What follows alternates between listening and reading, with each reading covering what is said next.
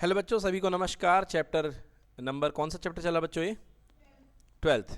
Okay, कक्षा 11 सीमा एवं अवकलज में कर रहे हैं हम लोग प्रैक्टिस। क्वेश्चन नंबर 21 देखिए एनसीईआरटी बुक का क्या कह रहा भाई साहब। ये क्वेश्चन कह रहा है कि limit x tends to 0 cosec x minus cot of x. ठीक है, अब आप जानते हैं बच्चों कि कॉसेक एक्स क्या होता है भाई। कॉसेक एक्स होता है, कॉसेक 0 होता है इन्फिनिटी, और कॉट एक्स यानी कि कॉट एक्स यानी कि cos x upon sine x. तो कितना हो जाएगा? ये भी इन्फानाइट हो जाएगा। बोलो हो जाएगा नहीं हो जाएगा? क्योंकि कॉट 0 भी इन्फानाइट। बच्चों ये इन्फानाइट माइनस इन्फानाइट के रूप का है, मतलब ये अनिर्धारित रूप का है, मतलब आपको यहाँ पे लिमिट के कंसेप्ट लगाने पड़ेंगे।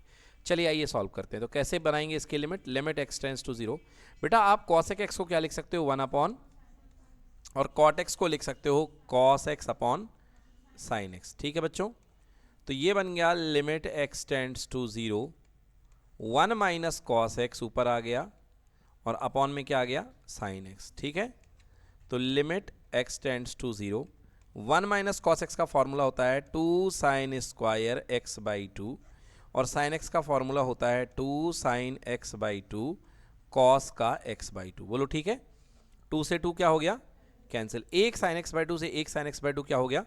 कैंसिल। तो आपके पास में यहाँ पे बचा कुल मिलाकर के एक साइन एक्स बाई 2 अपॉन एक कितना हो गया? Cos x by 2। तो लिमिट एक्स टेंड्स टू 0 आपके पास में साइन एक्स बाई 2 ऊपर अपॉन कॉस एक्स बाई 2 नीचे बच गया। इसको लिख सकते हैं लिमिट एक्स टेंड्स टू 0 10 का एक्स बाई 2। बोलो क्लियर है? अगर आप x की जगह अब 0 डालेंगे तो ये बन जाएगा 10 0 बटे 2, जो कि 10 0 आएगा, और 10 0 का मान एक 0 होगा, जो कि बिल्कुल वास्तविक संख्या है, कोई दिक्कत नहीं है। तो इसका आंसर क्या आना चाहिए बच्चों? 0 आना चाहिए। क्या आना चाहिए? 0। तो करेक्ट आंसर है 0, नोट कर लीजिए।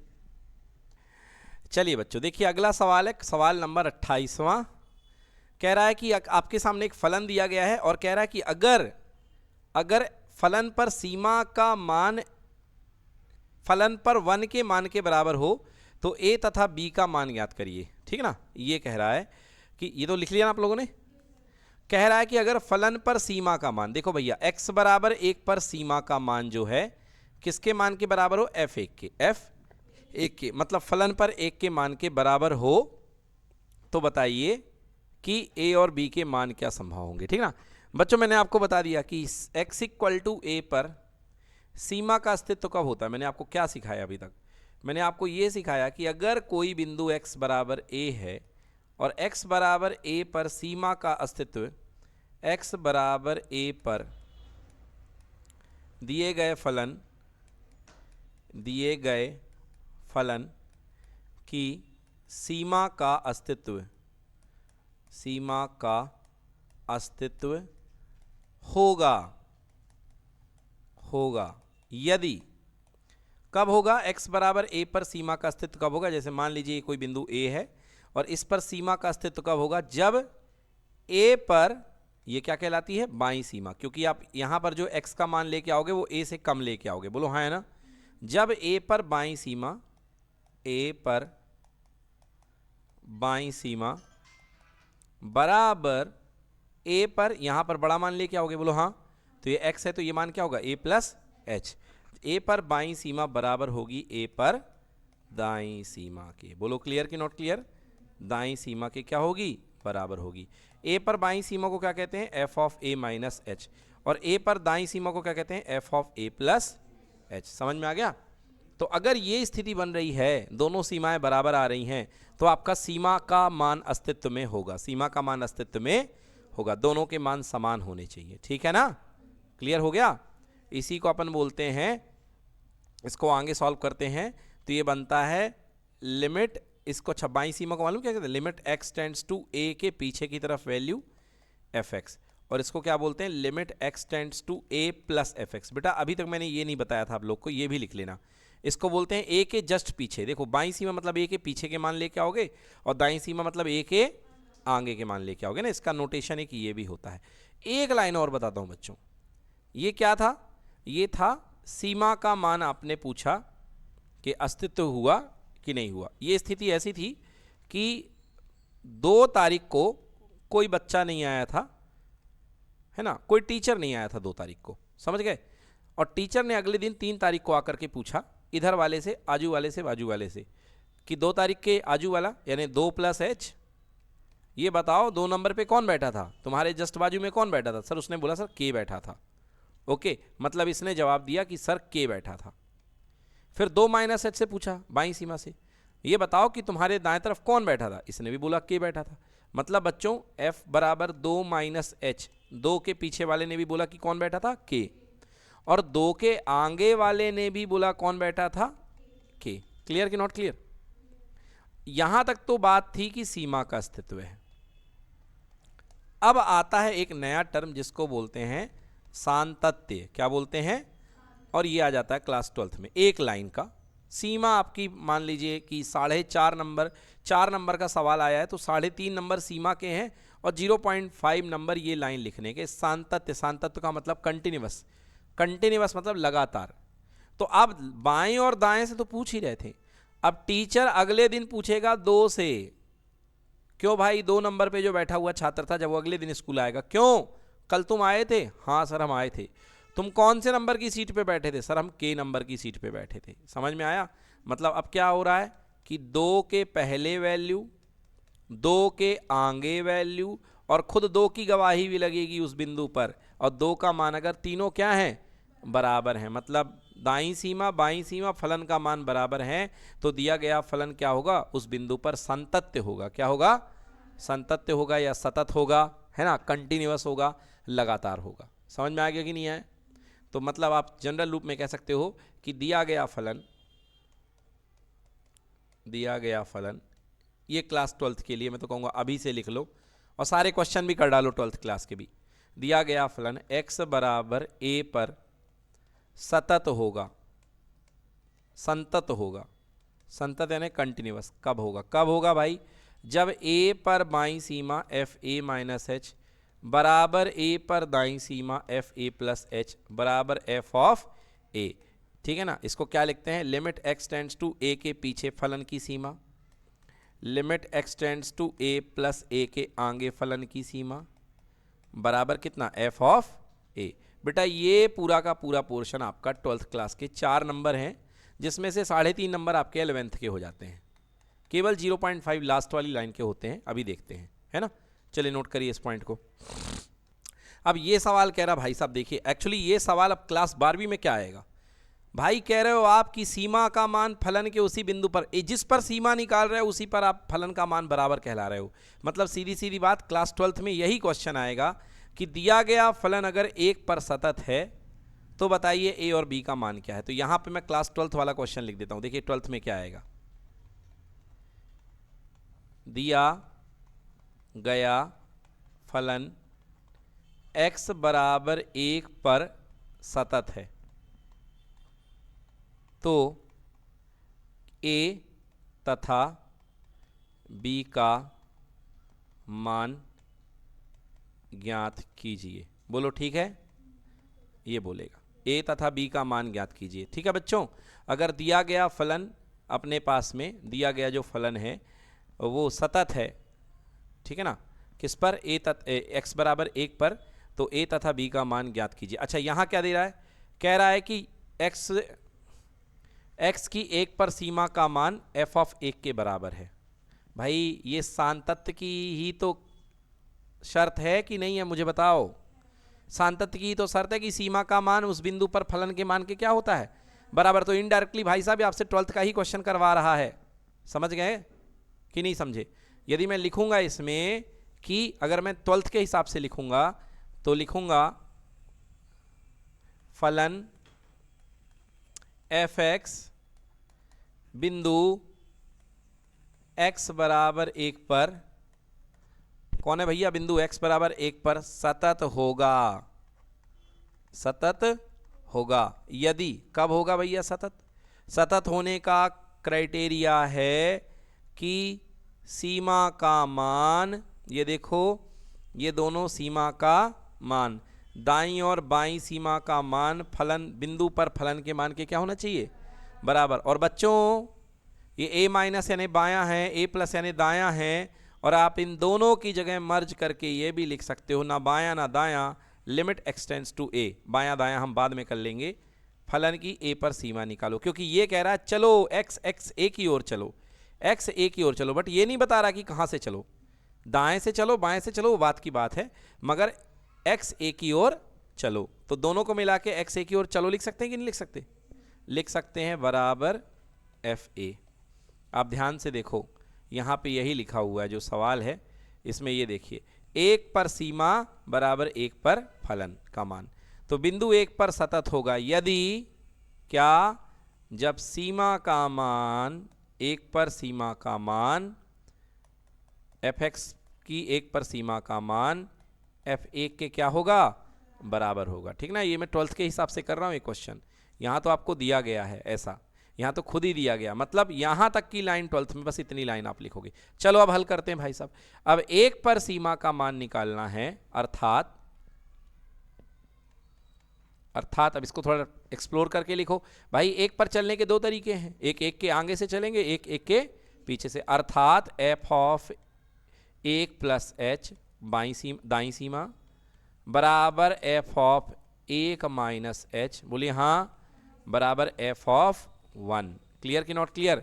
ये आपका मेन स्टेटमेंट है, इससे आपका क्वेश्चन बनने वाला है, इसको दे दीजिए नंबर 1, नंबर 1। चलिए अब हल करते हैं और हम अलग अलग मान निकालते हैं। सर्वप्रथम हम निकालेंगे दाई सीमा, दाई सीमा बराबर एफ ऑफ एक प्लस एच। क्लियर कि नॉट क्लियर?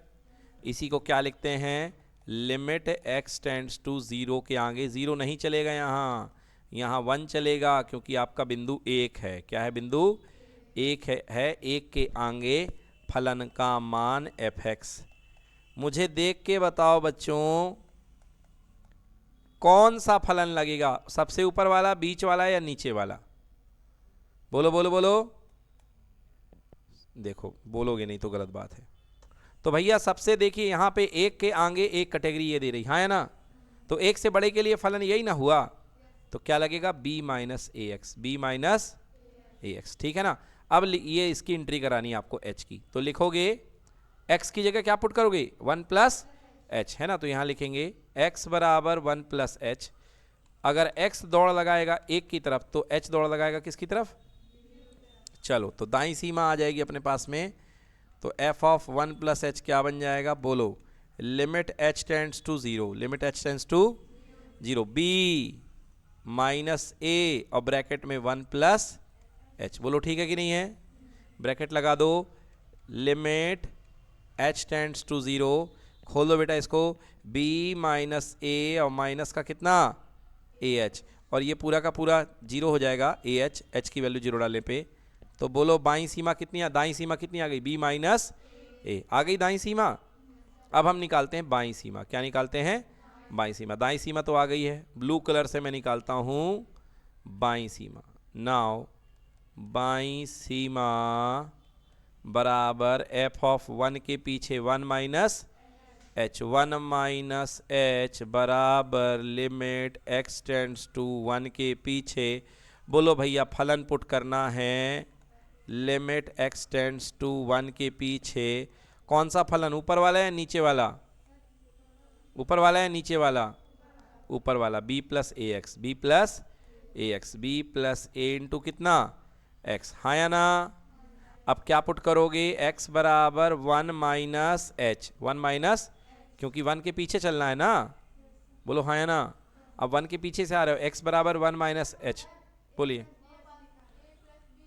हाँ तो ये गलती हो गई हमसे, a प्लस बी एक्स लिखना था, हमने गलती से लिख दिया, इसको सही कर देते हैं। यहाँ पे लिखना है हमको a plus b x, very good. तो यहाँ पे x की वैल्यू 1 माइनस एच, और अगर x दौड़ लगाएगा एक की तरफ तो h किसकी तरफ दौड़ लगाएगा, 0 की तरफ। तो बन गया ये लिमिट क्या, h tends to 0, a plus b bracket में 1 माइनस एच, तो ये बन जाएगा, पुट कर दो, h की वैल्यू 0 हो जाएगी, तो ये आ जाएगा हमारे पास में f ऑफ 1 माइनस एच, हमारे पास क्या आ जाएगा, a प्लस बी आ गया। अब देखिए तथा एक चीज और बाकी है, f ऑफ 1, f ऑफ 1, फलन का 1 पर भी तो मान चाहिए कि नहीं चाहिए, और f ऑफ 1 का मान क्या दिया है, 4 दिया ही हुआ है, तो बढ़िया बात है ना। तो एफ ऑफ 1 का मान क्या दिया हुआ है हमको, ना दिया होता तो फलन पे रख के निकालते जिस पे बराबर होता। तो एफ ऑफ 1 का मान हो गया है 4। अब आ जाइए आपके पास समीकरण नंबर 1 से। समीकरण नंबर, सब काम हो चुका है, अब आएंगे समीकरण नंबर 1 से। तो समीकरण 1 कहता है बायां सीमा दायां सीमा बराबर फलन का मान। तो भैया दायां सीमा क्या निकाले हो, बोलो b माइनस ए, b माइनस ए। फिर बायां सीमा क्या निकाले हो, a प्लस बी बराबर फलन का मान कितना, 4। तो एक बार इसको 4 ले लीजिए और एक बार इसको 4 ले लीजिए, तो दो ठो रिश्ता बन जाएगा और दोनों रिश्ता को खोल देंगे, सॉल्व कर देंगे तो a और b का मान आ जाएगा। तो चलिए दोनों रिश्तों को निकालते हैं। तो पहले समीकरण से b माइनस ए बराबर कितना और दूसरे से b प्लस ए बराबर कितना, या a प्लस बी बराबर 4 है ना। मगर उसको हल करने के लिए हम जानबूझ के लिखेंगे b प्लस ए बराबर कितना, दोनों को जोड़ देंगे। क्या कर देंगे, ये दोनों निपट गए। बोलो b प्लस बी कितना हो गया, 2b। 4 और 4 कितना, तो b बराबर कितना आ गया, पहला मान आ गया b का, हाँ या ना। चलिए अब a प्लस बी बराबर कितना दिया हुआ है, तो b का मान 4 रख देते हैं यहाँ पे। तो a प्लस 4 बराबर 4, 4 और 4 कैंसिल हो गया, a का मान कितना हुआ, अर्थात a का मान 0 और b का मान 4। ये देखिए a का मान 0 और b का मान 4, और ये सवाल भी मिलेगा 4 में से 4, ठीक है। हाँ तो नोट कर लीजिए, ये आपका 12th का प्योर सवाल है। चलिए बच्चों एक क्वेश्चन करते हैं, ये क्लास 12th का है मगर 11th वालों को भी पूरा समझ में आएगा। ये देखिए क्या क्वेश्चन था, अभी हाफ ईयरली एग्जाम में आया था। कह रहा था कि सत्यापित करिए x इक्वल टू 0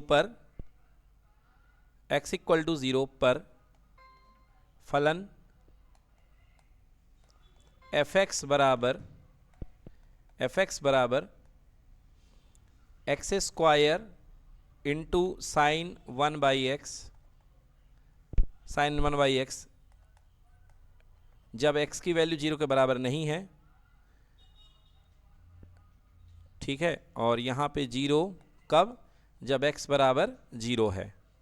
तो x बराबर 0 पर फलन इतने का सांतत्य, ठीक है, सांतत्य परीक्षण करिए या सत्यापित करिए, परीक्षण करें। मतलब ये कहा जा रहा है कि चेक करो कि x इक्वल टू 0 पर दिया गया फलन सांतत्य है या नहीं है, सतत है या नहीं है। तो बच्चों पहले आपको निकालना पड़ेगा, आप जानते हैं कि यदि फलन सतत होगा तो सीमा का मान और फलन का मान बिंदु के मान के क्या होगा, बराबर होगा, ठीक ना। तो लिखेंगे x बराबर 0 पर दिया गया फलन सतत, संतत बोलते हैं, संतत होगा यदि, कब, जब x की 0 पर सीमा, फलन x की 0 पर सीमा फलन 0 पर, फलन की बिंदु पर, उस बिंदु पर फलन के मान के क्या हो, बराबर हो, है ना। तो इसके अंदर दोनों चीजें आ गई, इसके अंदर दाईं सीमा भी आ गई, इसके अंदर बाईं सीमा भी आ गई, है ना। या आप लिख सकते हो अर्थात f ऑफ 0 माइनस h बराबर f ऑफ 0 प्लस h बराबर f ऑफ 0। तो ये है बेटा हमारी कसौटी जिस पे हमको अपने फलन को खरा उतारना है। अगर ये तीनों कसौटी पे खरा उतर जाएगा तो फलन अपना सतत होगा, है ना। इसको आप दे दो नंबर 1। क्या दे दिया, नंबर 1। अब सबसे पहले निकालते हैं बाईं सीमा। बाईं सीमा बराबर f ऑफ 0 माइनस h, मतलब 0 के पहले, है ना। तो बेटा लिमिट x टेंड्स टू कहाँ चाहिए, 0 के पीछे चाहिए है। और फलन का मान भैया ये तो 0 के बराबर है और 0 के बराबर नहीं है, तो भैया 0 से बड़ा है 0 से छोटा, इसी पे तो निकलेगा क्योंकि 0 के बराबर नहीं है। तो इस पर फलन का मान आएगा x स्क्वायर साइन 1/x। बताइए आएगा कि नहीं आएगा, हाँ, क्योंकि ये तो 0 के बराबर है, इस पर अब 0 निकलेगा और इस पर नॉट इक्वल टू 0 पे ही निकलेगी सीमा। तो ये है अपने पास। अब लिखेंगे माना x का मान 0 से छोटा यानी 0 माइनस h, जब x दौड़ लगाएगा 0 की तरफ तो h को भी दौड़ लगाना पड़ेगा 0 की तरफ। ये तो रट जाएगी चीज़, हर बार यही रहती है। तो ये बन गया limit h tends to 0 x square अर्थात 0 माइनस h का square into sine 1/0 minus h। बताइए हुआ कि नहीं हुआ। तो limit h tends to 0 minus का स्क्वायर प्लस एच स्क्वायर ही होगा, इंटू साइन -1/h, तो माइनस साइन बाहर ले आओ और माइनस साइन 1/h। बोलो क्लियर कि नॉट क्लियर? अब बच्चों h की जगह 0 रख दो तो 0 का स्क्वायर हो गया इंटू, आप जानते हो बच्चों साइन का जो फलन होता है दुनिया में कहीं भी साइन का फलन की जो वैल्यू होती है वो +1 से लेके -1 के बीच की वैल्यू आती कि नहीं आती है? तो साइन को तुम कुछ भी खिलाओगे तो वो -1 से ले करके +1 के बीच का मान होगा कि नहीं होगा? क्योंकि साइन का फलन का अधिकतम मान +1 और न्यूनतम मान -1, और 0 से किसी का भी गुणा करोगे तो उत्तर कितना आएगा? चाहे जो भी हो उत्तर कितना आएगा? 0। ये आ गई अपने पास में बाईं सीमा। क्या आ गई अपने पास में? बाईं सीमा। अब चलिए दाईं सीमा खेलते हैं। नाउ दाईं सीमा बराबर f of 0 plus h equal to limit x tends to 0 plus, फलन फिर से यही अप्लाई हो जाएगा, x² साइन 1/x। ठीक है बच्चों, x² साइन 1/x फिर से फलन अप्लाई हो रहा है। लिमिट, अब मैं क्या करता हूँ, h टेंड्स टू 0, x² अर्थात 0 प्लस h का whole square upon sine 1/0 plus h। बोले तो आएगा कि नहीं आएगा? और ये आ गया limit h tends to 0, 0 plus h का स्क्वायर यानी h² साइन 1/h।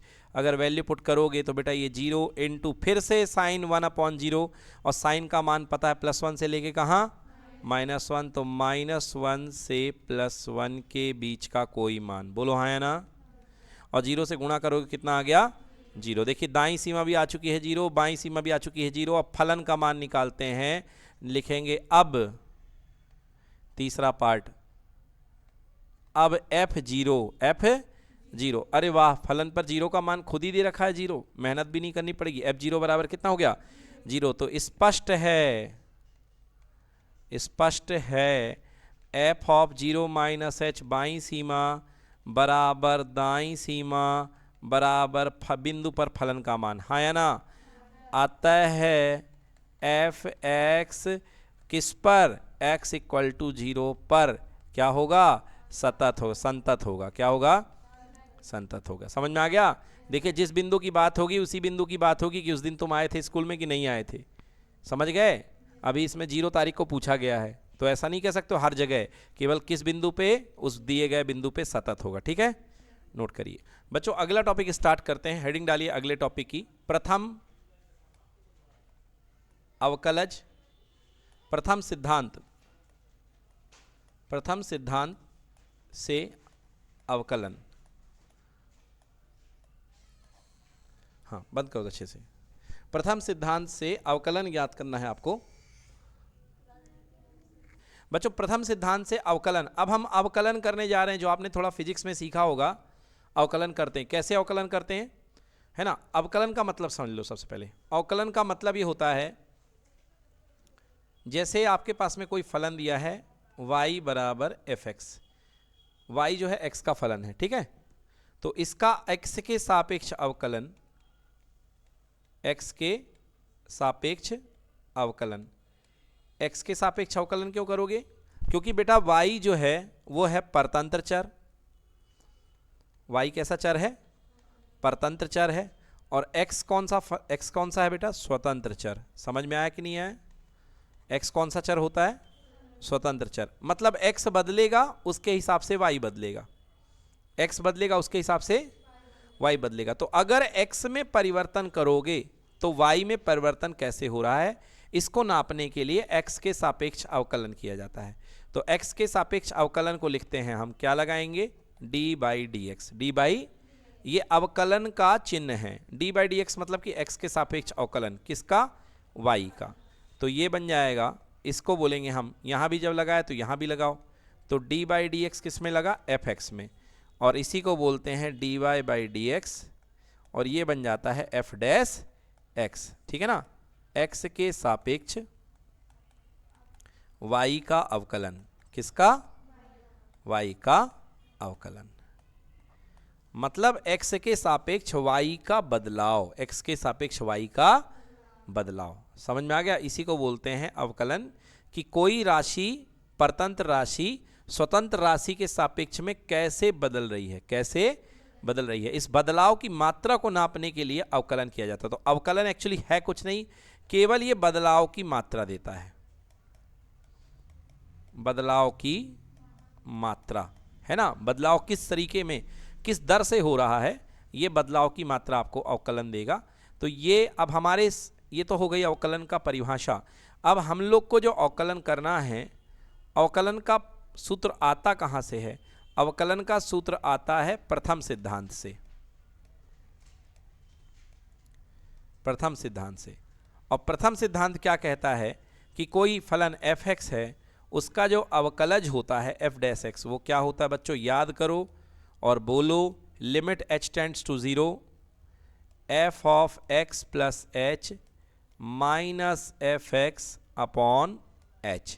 ये बेटा सूत्र आपको याद करके जाना है, इससे आपका अवकलज बनेगा। ठीक है, limit h tends to 0 f(x + h minus f(x) upon में h। नोट करिए। तो बच्चों एक बार फिर से लिखता हूं मैं फॉर्मूला प्रथम सिद्धांत से। f' बराबर मिलाएं formula, limit h tends to 0 f(x + h minus का f(x) अपॉन में कितना? h। ये हो गया आपके पास में प्रथम सिद्धांत द्वारा अवकलन, किस पर? x पर। अगर यही किसी बिंदु पर अवकलन पूछ लें f'(a), तो जहां जहां पर आपके पास में x है वहां a रख दीजिए। तो ये बन जाएगा limit h tends to 0 f(a + h minus f(a) upon में कितना? h। ठीक है, यस, ये बन जाएगा प्रथम सिद्धांत से अवकलज। अच्छा, अब आपने अगर महत्वपूर्ण फलनों का अवकलज याद किया है तो कुछ मैं फलन आपको दिखा देता हूं जिनके आपको डायरेक्टली अवकलन याद करने हैं। महत्वपूर्ण फलनों के अवकलन ये प्रथम सिद्धांत से हल करने पर आते हैं, बट कुछ आपको डायरेक्ट निकालने आने चाहिए, बाकी आपको ज़्यादातर याद करने हैं। तो सबसे पहले d/dx ऑफ x की पावर n, इसका अवकलज होता है nx की पावर n-1। ठीक है, बहुत ज़्यादा इंपॉर्टेंट है, फिजिक्स में भी आपने पढ़ा होगा। nx की पावर n-1। x के सापेक्ष अगला फलन है log x, log x का अवकलज होता है 1/x। अगला फलन है d/dx, e की पावर x है फलन।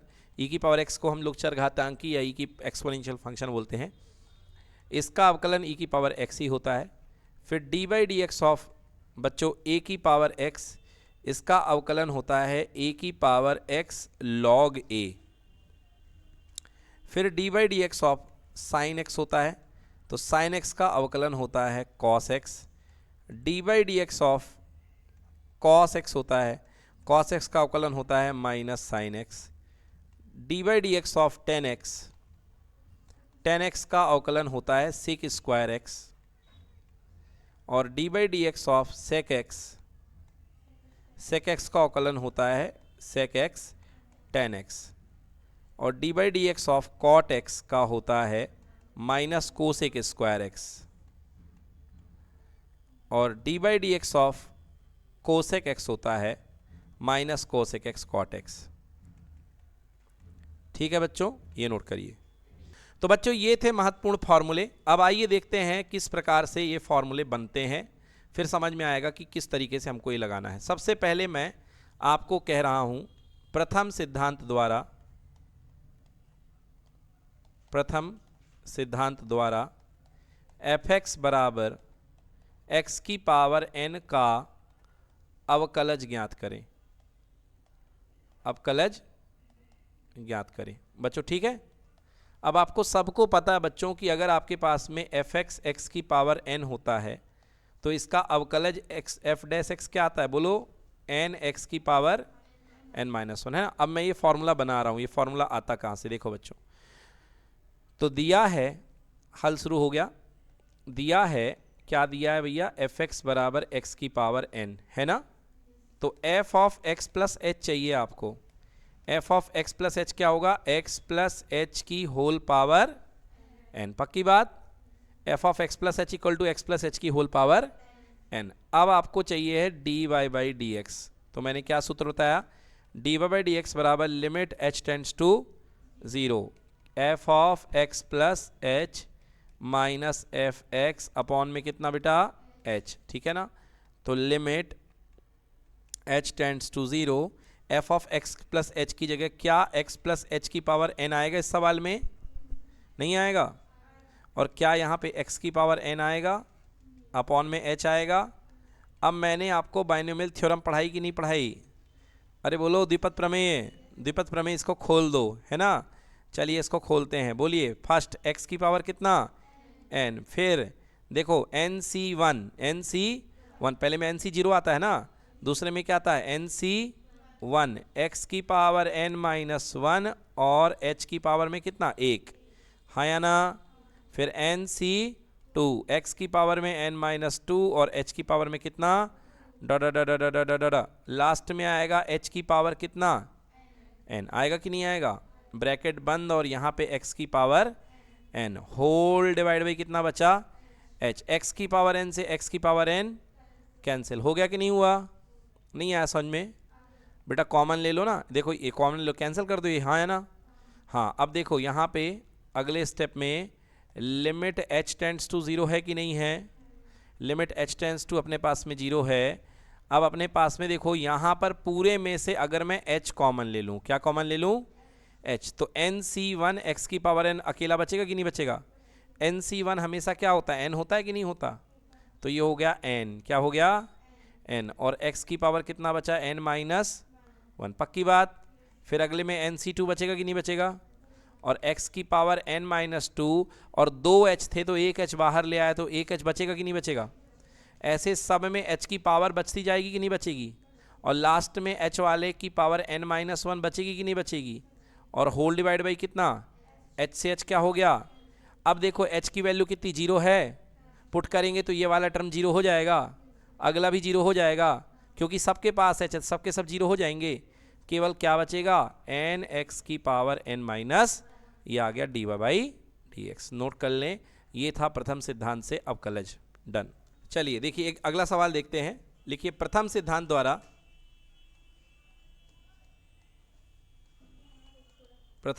द्वारा fx बराबर साइन x का अवकलन कीजिए, अवकलन कीजिए, ठीक है बच्चों। देखिए कैसे करेंगे प्रथम सिद्धांत द्वारा साइन x का अवकलन। तो आपके पास वो जो फॉर्मूला होता है सबसे पहले उसमें आपको नीड लगेगी fx बराबर साइन x की, बोले ठीक है, और फिर लगता है f of x plus h, क्या लगेगा बेटा ये आपके पास में sine of x plus h हो गया। चलिए अब लिखेंगे प्रथम सिद्धांत से, प्रथम सिद्धांत से क्या हो जाएगा बेटा आपके पास में, देखिए आपके पास में जो एफ डैश एक्स आता है जिसको डी बाई डी एक्स बोलते हैं, वो आता है limit h tends to 0 f of x plus h minus का कितना एफ एक्स और होल डिवाइड बाई कितना h, क्लियर है। तो f dash x equals to limit h tends to 0, बेटा ये क्या बन जाएगा, ये बन जाएगा sine of x plus h, sine of x plus h, और ये क्या बनेगा माइनस का साइन x अपॉन में कितना हो गया h। चलो अब देखो, अब ट्रिग्नोमेट्री लगेगी जो मैं आपको कहता हूँ बार बार, अच्छे से पढ़ के रख लो trigonometry. Sign c minus sine d का सूत्र कौन बताएगा, sign c minus sine D, sign c minus sine d का सूत्र लगेगा, ये सी के जैसे काम करेगा और ये डी के जैसे।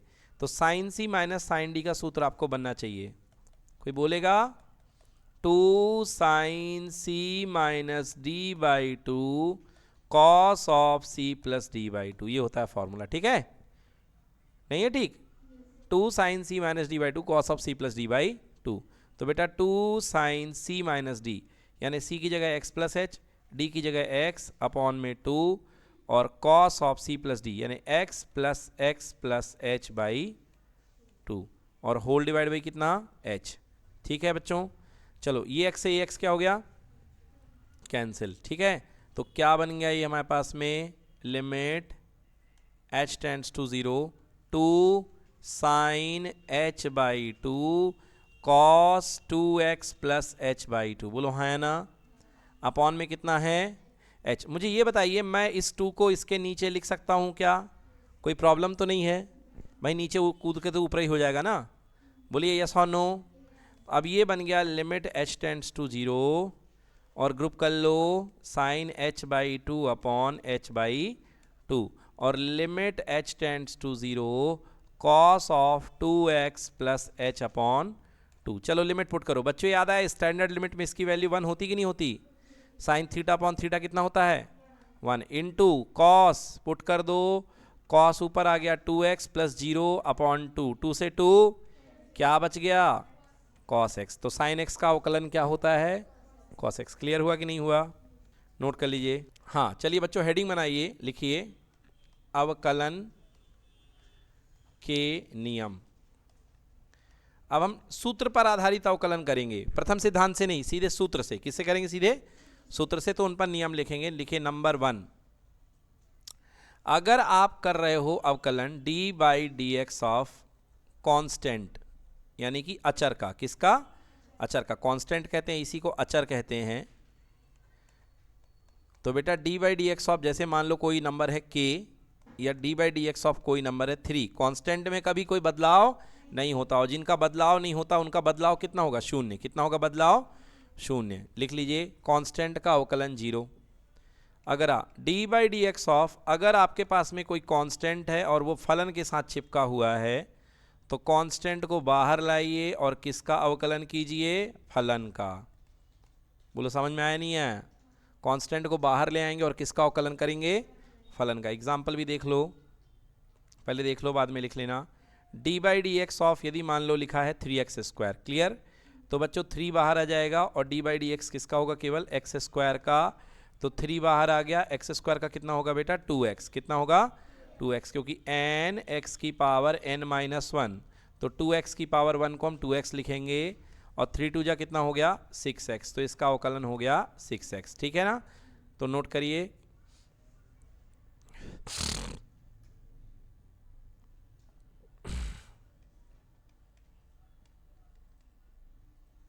तो d/dx ऑफ दो फलन हो गए अपने पास में, अगर एक कांस्टेंट मल्टीप्लाइड है तो बाहर ले लोगे। देन d/dx ऑफ f1x और साथ में प्लस है f2x। प्लस है या माइनस है? प्लस है या माइनस है? ठीक है बच्चों, तो स्वादानुसार प्लस है तो प्लस, माइनस है तो माइनस। d/dx ऑफ f1x, और अगर प्लस है तो प्लस लगाइए, माइनस है तो माइनस लगाइए। अगले फलन का अवकलन भी कर दीजिए, मतलब अवकलन बढ़ जाएगा प्लस में और माइनस में। ठीक है, क्लियर?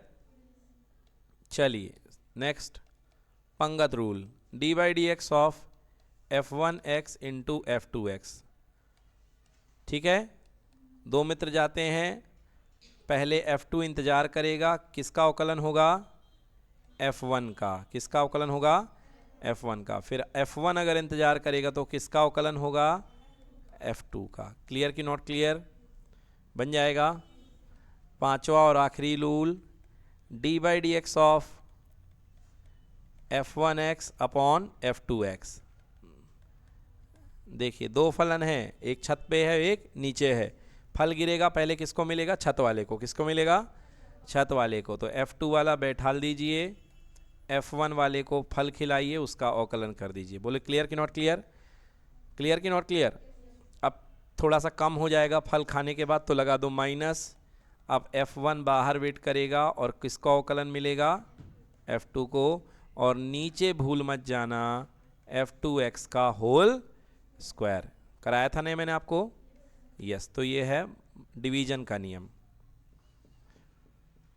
ठीक है, कोई दिक्कत? चलिए अब सवाल करते हैं दो, एक गुणन रूल पे और एक भाग के रूल पे। पहले उसको नोट कर लें। चलिए बच्चों एक सवाल करते हैं, देखिए अवकलन बेस्ड। लिखिए सवाल, d/dx of x sin x, इसका अवकलन आपको करना है। ठीक है, तो कौन सा रूल लगेगा बेटा? देखो दो फलन है, एक पहला एक दूसरा, तो फर्स्ट इसको ले लो, सेकंड इसको ले लो। तो देखिए प्रथम फलन गुणे द्वितीय फलन का अवकलन प्लस द्वितीय फलन गुणे प्रथम फलन का अवकलन। बोलिए होगा कि नहीं होगा? हाँ, x बाहर आ जाएगा। sin x का अवकलन क्या सीखा बच्चों हमने? cos x plus sin x बाहर रहेगा और x का अवकलन क्या हो जाएगा? 1। क्या हो जाएगा? ए, क्योंकि डी एक्स कैंसिल है, या वैसे देखोगे तो D by D x of x की पावर 1 लिखा कि नहीं लिखा, तो n यानी 1 x की पावर n माइनस 1 यानी 1 x की पावर 0, और किसी की पावर 0 क्या होता है 1, तो एक एकम एक, तो आंसर आ गया x cos x प्लस कितना sin x। हुआ कि नहीं हुआ? दूसरा देखिए D by D x of x upon sign x, इसका अवकलन करते हैं। कौन सा रूल लगेगा, गुणन रूल या भाग रूल? भाग रूल लगेगा। तो क्या रूल होता है, सबसे पहले किसको मिलेगा अवकलन, ऊपर वाले को, तो साइन x को बाहर खड़ा कर दीजिए, D by D x of x, बीच में क्या प्लस की माइनस, माइनस x बाहर, और डी बाई डी एक्स क्या रहेगा बच्चों साइन x। क्लियर कि नॉट क्लियर? और नीचे साइन x का होल स्क्वायर, पक्की बात। तो ये हो गया साइन x, x का अवकलन कितना हो गया 1 माइनस x, साइन x का अवकलन कितना होता है cos x, अपॉन में साइन स्क्वायर x। क्लियर? तो आंसर कितना आ गया, साइन x इंटू 1 हो गया sine x minus cos x upon sine square x, यही आपका आंसर बन जाएगा। डन।